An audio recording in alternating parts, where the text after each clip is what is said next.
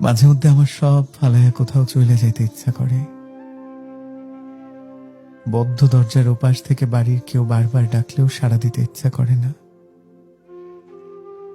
আকাশ দেখতে ভালো লাগে না, দিনের আলোতে বিরক্তি লাগে। কাঁদতে গেলেও মনে হয় ভীষণ ক্লান্ত লাগছে, আজ কাঁদতে পারবো না। আশেপাশে কাউকে হই হুল্লোড় করতে দেখলে রাগে রক্ত জবার মতো লাল হয়ে ওঠে চোখ। নিজেকেও নিজের কাছে ভালো লাগে না তখন।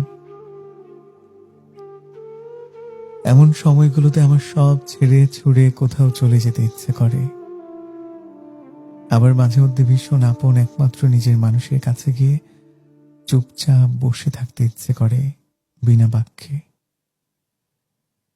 সময় কিংবা পরিস্থিতির দায়ে যদি কখনো সেই মানুষটাকেও না পাওয়া যায়, তখন মনে হয় নিজের গলাটা নিজে টিপে দেই, দম বন্ধ লাগছে লাগুক।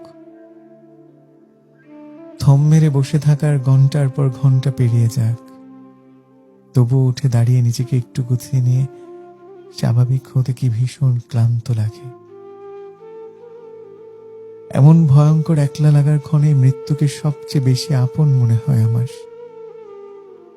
তারপর নিজেকে গুটিয়ে নিয়ে মনকে বোঝাই, বিষণ্ণতা মারিয়ে তোমাতে বাঁচতে হবে আবার। হেরে যাওয়া মানে এগিয়ে আসছে জয়।